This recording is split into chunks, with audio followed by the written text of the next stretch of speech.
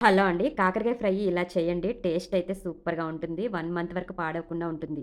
కాకరకాయ ఫ్రైకి కొంచెం ఆయిల్ ఎక్కువగానే పడుతుందండి. ఆయిల్ వేడెక్కిన తర్వాత ఎండుమిరపకాయలు, పోపు దినుసులు వేయండి. అలాగే కాకరకాయలు గింజలు లేకుండా ఇలా రౌండ్‌గా చక్రాల్లాగా కట్ చేసుకొని, చక్కగా వీటిని ఆయిల్‌లో వేసి ఫ్రై చేసుకోవాలి. కాకరకాయ ముక్కలు 50% ఫ్రై అయిన తర్వాత ఇప్పుడు సాల్ట్ వేసుకోవాలండి. ముందే సాల్ట్ వేస్తే గనక కాకరకాయలో నుంచి వాటర్ కంటెంట్ అనేది బయటకొచ్చేసి ఫ్రై అవ్వకుండా కర్రీలాగా అవుతుంది. సో, ఇలా సగం ఫ్రై అయిన తర్వాత పసుపు, ఉప్పు వేసుకోవాలి. అర కేజీ కాకరకాయ ముక్కలకి అర కేజీ ఉల్లిపాయలు పడతాయండి. ఇలా సన్నగా పొడవుగా కట్ చేసుకున్న ఉల్లిపాయలు వేసుకోవాలి. ఎందుకంటే మనకి చేదుగా ఉంటాయి కాబట్టి కాకరకాయలు. ఈ ఉల్లిపాయలు వేయడం వల్ల బ్యాలెన్స్ చేస్తుంది చేదుని. సో, అలాగే ఇప్పుడు కరివేపాకేసుకోవాలి. ఇప్పుడు ఈ కరివేపాకు ఫ్లేవర్ అనేది ఈ కాకరకాయ ఫ్రైకి చాలా పడుతుంది. ఇప్పుడు 2 చక్కగా ఇలా కుక్ అయిన తర్వాత కొంచెం ఒక హాఫ్ టేబుల్ స్పూన్ బెల్లం వేసుకోండి. ఆ తర్వాత లాస్ట్‌లో ఎల్లుల్లిపాయ కారం వేసుకోండి. కారంలో ఎల్లుల్లిపాయలు చక్కగా కచ్చాపచ్చాగా మిక్సీ పట్టేసి ఈ కారాన్ని వేసి కలుపుకోవాలండి. ఎల్లుల్లిపాయ ఫ్లేవర్ చాలా బావుంటుంది. టేస్ట్ బావుంటుంది. మన హెల్త్‌కి కూడా కాకరకాయ మంచిది.